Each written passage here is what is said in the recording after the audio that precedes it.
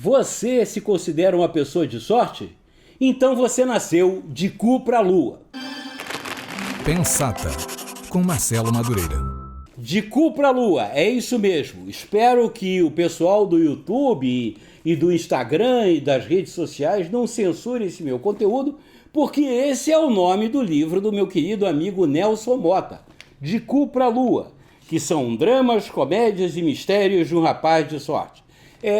Antigamente, não sei se vocês sabem, mas quando uma pessoa tinha muita sorte na vida, dizia que, o fulano nasceu de cu pra lua. Que eu me considero uma pessoa de sorte. E o Nelsinho, querido Nelsinho Motta, aproveitou esse dito popular para intitular esta obra, que na verdade trata-se das suas memórias, as memórias do grande Nelson Motta. Grande Nelson Motta porque, apesar dele ser baixinho, o Nelson Motta é talvez uma das pessoas mais importantes da cultura brasileira, não só como produtor, mas como compositor, como organizador, como criador.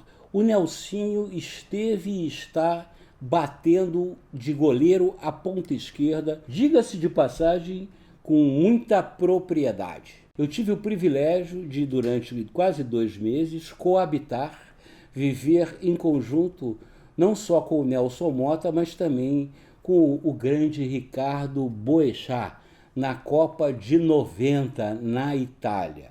Pois é, durante todo o período da Copa, nós três, enviados do jornal O Globo, dividíamos os mesmos aposentos ao longo de toda a trajetória da seleção brasileira e ficamos lá até o final. Devo dizer que foram um dos dias mais divertidos da minha vida, principalmente porque o Nelsinho ronca pra caramba. O tapa-ouvido Tabajara possui um revolucionário sensor que, ao detectar o ronco do elemento roncador, dispara um poderoso e certeiro tapa no ouvido da criatura roncante. É pena que o Boechat não esteja mais vivo aqui para corroborar essa minha constatação. Nós três fazíamos uma dupla muito divertida.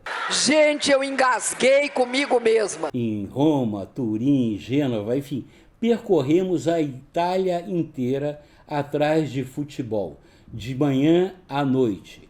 E tínhamos, assim, uma camaradagem, uma coisa, assim, muito interessante, né? O Nelsinho, o Nelson, é um homem, apesar de baixinho, ele se considera no livro, né, baixinho, dentuço, feioso, mas ele tem um charme, né? Ele feio sou eu, né? Ele tem um charme inigualável. E aonde a gente ia, o Nelsinho já tinha uma namorada, mesmo porque ele já tinha morado na Itália antes. Então, em algumas circunstâncias, ele, com muito jeitinho, pedia para que eu e o Boechat dessemos um tempo, fôssemos dar uma volta de noite, né, para que ele pudesse receber uma namorada dele que vivia ali naquela cidade que a gente estava hospedado. Eu já cheguei com essa bagagem enorme. Pois é, quantas e quantas noites Boechat e eu tivemos que dormir no saguão do hotel, enquanto Nelsinho se dedicava às lides de Élaros com a sua musa lá de cima. Que, olha, eu devo dizer, hein, o gosto do Nelson Motta para mulheres é o mesmo gosto que ele tem para música, só tem papa fina. Mas, enfim, este testemunho do Nelsinho é um livro muito, muito interessante e divertido. Primeiro porque ele conta todas as histórias na terceira pessoa. Ou ele se refere ao Nelson, ao Nelsinho, como se fosse uma outra pessoa. Do mesmo jeito que o Pelé se refere ao Edson, né? Então, aconteceu isso com o Nelson, aconteceu isso com o Nelsinho, e ele vai dividindo os capítulos, né, vocês vão ver aqui, de acordo com os anos. Não está exatamente numa ordem cronológica, mas ele se refere ao ano, né, em que aconteceu, e são fatos diversos. Não é o Nelson tem uma vida muito rica, e seria realmente uma bobagem ele escrever em minúcias, em detalhes, todas as peripécias, todas as aventuras, todos os amores que ele teve, né, todas as canções que ele compôs, né, os sucessos, os empreendimentos. tudo. Ele teve uma vida muito exuberante, e tem ainda, né? Porque ele, felizmente, né, ainda continua produzindo em boa, ótima saúde e que viva por muitos e muitos anos. Aliás, a família dele toda é muito longeva, né? O seu Nelson, o pai dele, grande advogado, viveu muitos anos. Mas, como eu dizia, ele, inclusive, eu apareço aqui no livro durante a nossa convivência, né, lá na Itália. Ele diz que, não vou dar spoiler, né? Mas ele diz que eu sou um cara muito pentelho, mas atrás da minha casca grossa existe um coração muito bom. Muito obrigado, Nelsinho, você foi muito generoso. Mas você tem que se lembrar, né, que eu e Boechat tivemos muita paciência com você também. Você é um doce de pessoa, é um amigo querido também para a vida inteira. Inclusive, vou te procurar para você dar uma entrevista exclusiva para mim, para a gente falar e promover aqui esse teu livro, que depois que a gente fizer essa entrevista e aparecer aqui no meu canal, você vai ver, vai vender assim em toneladas. Mas o Nelson é um cara que conviveu com grandes Nelsons, como o Nelson Rodrigues. O Nelsinho começou muito cedo. Ele teve, digamos assim, talvez o privilégio de ser expulso de 2 colégios tradicionais do Rio de Janeiro, São Bento e Santo Inácio, né? Ele repetia de ano, curiosamente, por conta da matéria português, sendo que o Nelsinho se transformou num grande escritor, num grande cronista e num grande letrista. Mas vai entender. O Nelsinho, por conta disso, foi estudar na ESD, na Escola Superior de Desenho Industrial, que ele também não concluiu, mas enfim, mas marcou época por lá, né? O Nelsinho conhecia todo mundo, porque ele é um cara muito simpático, é um cara que você, em 2 minutos, ele é capaz de conversar com o sorveteiro, com o chofer de táxi, com o presidente da República, com o Papa, né, com a atriz mais gostosona, sendo que ele tem realmente uma capacidade de sedução com as mulheres que é realmente insuperável. Ele conta aqui, inclusive, vários romances dele. Eu acho que ele aqui, inclusive, no livro, ele foi bastante econômico, né, porque o Nelsinho, não que ele seja um humanizer, como se diz, né? Um mulherengo. Não, ele é um cara, e ele mesmo reconhece, muito romântico, apaixonado. E devo dizer que o Nelson se apaixona com muita facilidade, às vezes por várias mulheres ao mesmo tempo. Talvez porque ele tem um coração muito grande, então cabe muita gente. Mas ele prefere que as mulheres ocupem o coração dele. O Nelson sempre teve muita sorte, ele diz que é sorte, mas eu acho que é talento. Porque já com 23 anos, ele ganhou o Festival Internacional da Canção Popular, né, com uma música chamada Saveiros, que ele fez com o Dori Caymmi, filho do grande Dorival Caymmi. Essa música tinha sido recusada num outro festival promovido por uma outra rede de televisão, TV Excelsior, que já acabou. Mas o Nelsinho colocou, então, num outro festival de uma outra emissora e ganhou o primeiro prêmio aos 23 anos. E ainda era estagiário do Jornal do Brasil, porque aí, nessa época, ele estava cursando comunicação. O Nelsinho foi pioneiro como DJ, como homem da noite, né? Criou várias casas noturnas. Ele que criou as frenéticas, que derivaram daquela casa noturna que ele tinha, os Frenetic Dancing Days, lá em cima do Morro da Urca. O Nelsinho, a história do Nelson Motta está muito ligada com a história da música popular brasileira. E ele começou muito cedo. Para vocês terem uma ideia, ele com 20 e poucos anos já era produtor musical da Warner, né, que era conduzida pelo André Midani. O André Midani era um dos maiores nomes do disco do mundo inteiro. E escolheu o Nelson Motta para ser produtor da Warner no Brasil. E por acima tinha o Ehud Ertegun, que era o bambambam dos discos no mundo. E que era assim com o Nelson, ó, levava o Nelson de helicóptero para assistir jogo de futebol.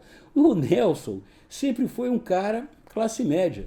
Nunca foi um cara ricaço, nunca foi um cara, assim, digamos, milionário. Sempre viveu do trabalho dele, do dinheiro que, segundo o pai dele, né, ensinou para ele, dinheiro não se ganha, dinheiro se arranca, né? E o pai dele, que era um grande advogado, né? Aliás, a família do Nelson é interessantíssima. A Xixa, a mãe dele, que eu não tive a oportunidade de conhecer, deve ter sido uma pessoa incrível, uma pessoa assim muito interessante. E para vocês terem alguma ideia, né, de algumas mulheres com quem o Nelsinho teve romances, né, importantes, a primeira é a Marília Pêra, a saudosa Marília Pêra, com quem ele teve 2 filhas, a Esperança e a Nina, né, que são 2 criaturas maravilhosas. Eu tive, inclusive, o privilégio de trabalhar com a Esperança. E a Joana também, que eu conheci, que é a filha do primeiro casamento dele, com a Mônica. Mas ele também teve romances importantes com a Elis Regina. Teve romances importantes com mulheres assim que você ficava siderado, né? E ele, um baixinho, não sei como ele dava conta. Às vezes ele até se compara com o famoso Antônio Maria, que era um jornalista dos anos 50, 60, que era feio como um sapo, mas tinha uma capacidade de seduzir as mulheres mais bonitas do Rio de Janeiro, porque ele tinha uma baba de quiabo, uma lábia. Então, uma esperança para nós homens feios, né? Que se você tiver um bom papo, você conquista qualquer mulher do mundo. Ele também fala dos fracassos dele, né? Das mulheres que ele tentou conquistar e não conseguiu, né? Por um motivo ou por outro, das aventuras dele morando em Nova York, morando na Itália. O Nelsinho é um cidadão do mundo. Todo mundo conhece o Nelsinho. E todo mundo gosta do Nelsinho.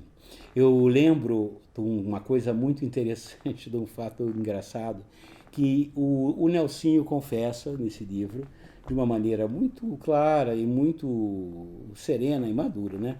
Que ele é o usuário de marofa, né? O usuário da manga rosa, né?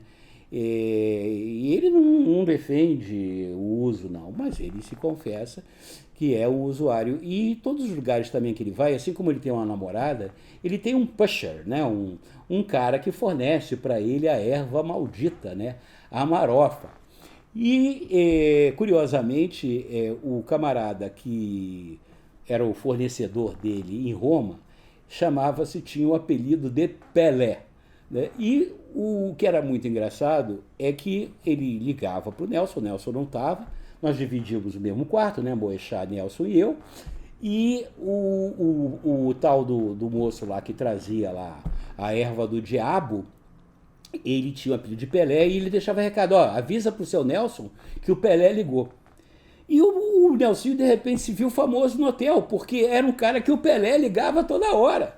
E o Nelsinho sacou isso, e, cara, porque a gente chegava no hotel, já vinha: senhor Nelson, Pelé que amato lei. O Pelé ligou pro senhor. Aí o Nelsinho fazia aquela cara de enfado: pô, o Pelé de novo. Não. Mas o Pelé era outro. Era um cara, um negão lá que tinha em Roma, que fornecia as coisas que os baratos pro Nelsinho. E as pessoas do hotel achavam que era o Pelé que estava ligando toda hora pro Nelsinho para pedir algum conselho, saber alguma coisa. E o Nelsinho, muito esperto, deitou e rolou, né? Não, realmente o Pelé me liga muito. A próxima vez diz para ele que eu vou ligar de volta e tal, porque ele virou o rei do hotel, porque era o amigo íntimo do Pelé, que o Pelé ligava toda hora. Boechat e eu rolamos de rir com essa história e também viramos os caras que eram os melhores amigos do melhor amigo do Pelé. Aliás, essa Copa foi muito bacana, foi muito interessante. Eu nunca me esqueço que nós trabalhávamos no centro de imprensa, né, diariamente, mas o horário, o fuso horário era muito bom para nós, porque naquela época, no verão, a Itália ficava 4 ou 5 horas na frente do Brasil. Então, quando dava mais ou menos 1h da tarde, o nosso trabalho já estava encerrado. Nós já tínhamos feito nossas matérias, já tínhamos enviado tudo, então 1h da tarde e o resto do dia para nós era folga. E você sabe que na Itália, o futebol, jornalista de futebol, jornalista cobrindo a Copa do Mundo, toda cidade que a gente chegava já tinha um carro à nossa disposição, para cada um. Não precisava pagar passagem de trem para lugar nenhum, não precisava pagar quase nada. Você chegava nos restaurantes, você com aquele crachá, e era tratado como um deus. Mas o centro de imprensa era um lugar agradabilíssimo, porque era no antigo estádio olímpico de Roma, que teve as Olimpíadas de 1960. E eu me lembro que já Boechat e eu, Nelsinho, a gente já saía de manhã do hotel e já levava uma mochilinha com calção, né, com óleo de bronzear, óculos escuros, aquela parada toda, porque quando acabava o trabalho, acabava o serviço, a gente botava o calção e tal, e ia lá para a piscina, que ficava uma mulherada lá, jornalista, ficava lá, no mínimo pegando sol e jogando conversa fora, drinks de graça, era tudo de graça, bebida de graça, tudo da melhor qualidade. Eu nunca fui tratado tão bem como na Itália na Copa de 90. E teve boatos que eu ainda estava na pior. Se você tá na pior, porra! E eu tô deitado, pegando sol assim com o Boechat. De repente eu vejo uma multidão chegando. E o Boechat olhou assim de canto de olho. E olha lá vem o Pelé. Porque era assim o Pelé. O Pelé era um cara no meio de um bolo de pessoas. Onde o Pelé ia um monte de pessoas. Tanto que na Itália, o presidente da Itália chegava no estádio para ver os jogos de carro. O Pelé não, o Pelé era o único que chegava de helicóptero. Porque era tanto tumulto que o Pelé provocava, a presença do rei do futebol era tão grande que o Pelé tinha que chegar de helicóptero, onde quer que ele fosse. Mas no próprio centro de imprensa, quando o Pelé chegava, era aquela multidão em volta do Pelé, para lá e para cá, para lá e para cá, né? E nós dois ali tomando sol, tomando ali aquele Campari, relaxando. Aí eu virei para o Boechat e falei, pô, Boechat, olha lá o Pelé. Ninguém dá nenhum descanso para o Pelé. Cara lá, aquela multidão em volta dele, para lá e para cá, pô, ninguém larga do Pelé, cara, o pé do Pelé. Olha lá, deve ser muito chato ser Pelé, né? Aí o Boechat virou para mim, levantou o óculos escuro e falou, Marcelo, chato é ser caixa do Bradesco, isso é que é chato. O Pelé é o rei do futebol. E eu aprendi a lição do meu amigo Ricardo Boechat, né? Chato é ser caixa de banco. O Pelé é o rei, o Pelé é a majestade. Onde quer que ele fosse, tinha uma multidão em volta e ele gostava muito, né? Você passava na frente do Pelé, ele já te abraçava. E essas são as histórias que você pode encontrar aqui no livro De Cu pra Lua, de Nelson Motta. Dramas, comédias e mistérios do rapaz de sorte. Essa é daquela coleção Brasil, que o Eduardo Bueno, o Peninha aqui da Flox, é o editor, né? E, recomendo. Se você ainda não assine o meu canal, não deixe de assiná-lo, né? Não deixe de me acompanhar nas redes sociais, compartilhar o meu conteúdo aqui no YouTube, no Facebook, com os amigos, do Twitter, e no TikTok, em todos os lugares que eu estou. E até o próximo Pensata. Um beijo, queijo, tchau.